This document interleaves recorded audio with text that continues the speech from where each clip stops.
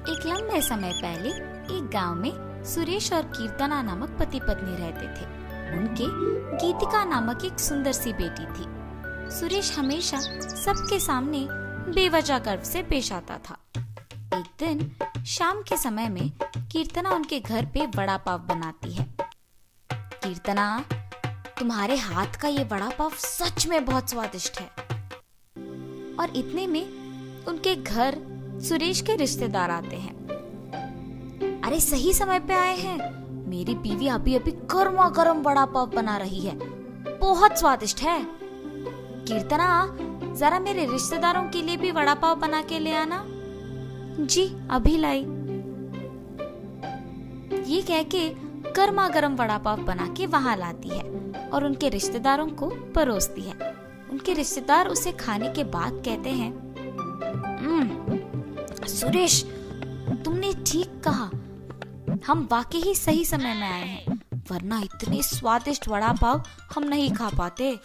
मेरी बीवी जब भी वड़ा पाव बनाती है ऐसे ही एकदम स्वादिष्ट वाले ही बनाती है, इसीलिए जितने भी बार बनाती है मैं उन्हें उतने ही प्यार से खाता हूँ।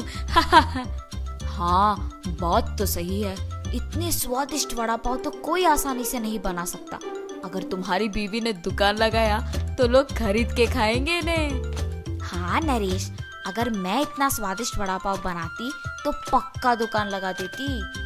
अगर मैं अपनी बीवी के साथ एक वड़ा पाव का दुकान शुरू करूंगा तो सभी वही आके खाएंगे और उन्हीं स्वादिष्ट वड़ा पाव के बारे में सारा गांव बात करेगा। ये एक अच्छा सोच है। ऐसे ही उसके रिश्तेदारों के जाने के बाद भी उसी विचार के बारे में सोचते रहता है। तब कीर्तना को नजर आता है कि उसके पति किसी सोच में पड़े हैं। उनके पास जाकर कहती है, क्या हुआ जी, किस चीज के बारे में इतना सोच रहे हैं आप? कीर्तना, तुमने तो सुना है ना कि मेरे रिश्तेदारों ने क्या कहा, हम हमारे घर के सामने ही एक वड़ा पाव का दुकान लगाएंगे। तब मेरे रिश्तेदारों के ही तरह इस गांव के सारे लोग उसी के बारे में बात करेंगे। ठीक है, आपके विचार के अनुसार ही हम वड़ा पाव बना के बेचेंगे, लेकिन आपको अब से ऐसे बेवजह गर्व की बातें करना बंद करना पड़ेगा। अगर आप इसी बात को मानकर अपने बर्ताव को बदलने का वचन देंगे तो ही हम ये व्यापार शुरू करेंगे। हाँ, अब अगर मैं अपनी बीवी की बातों को नहीं मानूंगा तो वो शायद व्यापार शुरू करने के लिए नहीं मानेगी और मेरे ख्यालों के अनुसार कुछ नहीं होगा। ठीक है कीर्तना, तुम्हारी इच्छा के ही अनुसार मैं अपना बर्ताव बदलूंगा।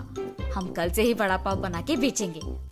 और ऐसे ही वो बाहर जाकर वड़ा पाव की तैयारी के लिए जरूरी सामग्री लेकर आता है और अगले दिन नरेश उनका दुकान शुरू करके उसकी बीवी को वड़ा पाव बनाने के लिए कहता है। कीर्तना उसके पति के बातों के अनुसार ही वड़ा पाव बनाना शुरू करती है। स्वादिष्ट और गर्मा गर्म वड़ा पाव, आइए बाबू आइए। ऐसे जोर जोर से चिल्लाने के कारण उस तरफ जाते हुए सारे लोग आकर्षित होकर उसके दुकान आते हैं और वड़ा पाव लेके उन्हें खाने लगते हैं।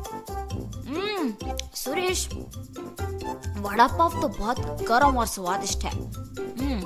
हाँ, अब तक मैंने इतने स्वादिष्ट वड़ा पाव कहीं नहीं खाया है। हाँ, मेरी पत्नी बहुत अच्छा वड़ा पाव बनाती है, उसकी तरह तो और कोई नहीं बना सकता है। ऐसे उनको वड़ा पाव देकर उनसे पैसे लेता है। उस रात को जब बैठ के वो आए हुए पैसों की गिनती करने लगते हैं तो कीर्तना कहती है, अरे वाह, पहले ही दिन हमें लाभ आया है जी। निवेश के पैसों से ज्यादा पैसे तो हमने कमाया है। क्या सच में? अगर हमने ऐसे ही इसे बरकरार रखा ना तो जल्द ही हमारा बहुत बड़ा व्यापार बन जाएगा कीर्तना। हाँ, आप सही कह रहे हैं। पहले ही दिन उतने पैसे देख पति पत्नी दोनों खुश होते हैं। ऐसे ही वो हर रोज उनके सोच के मुताबिक वड़ा पाव बना के उसे बेचते हैं और कुछ ही दिनों में उनका व्यापार अच्छा चलने लगता है। मेरे सोच के मुताबिक ही हमारा व्यापार अच्छा चल रहा है, किसी और के दुकान में तो इतने लोग ही नहीं आते हैं। कुछ दिन पहले शुरू करने के बावजूद हमारा व्यापार बाकियों से बहुत बेहतर चल रहा है। और हमेशा की तरह सुरेश वापस बेवजह के गर्व में डूब जाता है और बाकी बाकियों को भी वही बातें सुनाते रहता है। उस दिन दुकान को आए एक आदमी को वड़ा पाव लाकर देता है। मैं यहाँ जब भी वड़ा पाव खाता हूँ बहुत स्वादिष्ट होता है, एक भी बार इसका स्वाद नहीं बदला। हाँ, आपने सही कहा, मेरी बीवी बहुत अच्छा वड़ा पाव बनाती है। नया व्यापार होने के बावजूद बाकियों से हमारा बहुत अच्छा चल रहा है। हाँ। ऐसे ही वहाँ मौजूद सभी से बात करता है और ऐसे ही बात करते हुए वो उन लोगों से पैसे लेना भूल जाता है। उसके पैसे ना लेने के कारण सभी वहाँ आके उसकी गर्व की बातें सुनकर पैसे दिए बिना चले जाते थे। कुछ दिन बाद सबको जब सुरेश की कमजोरी का पता लग गया तो वो वड़ा पाव मंगा के उसे खा के पैसे देने के लिए उसके पास जाकर वड़ा पाव के बारे में बात करना शुरू करते थे। सुरेश उनकी बातों में पड़ के गर्व की बातें करता था और उनसे पैसे लेना भूल जाता था और कुछ देर बाद वो लोग वहाँ से पैसे दिए बिना चले जाते थे।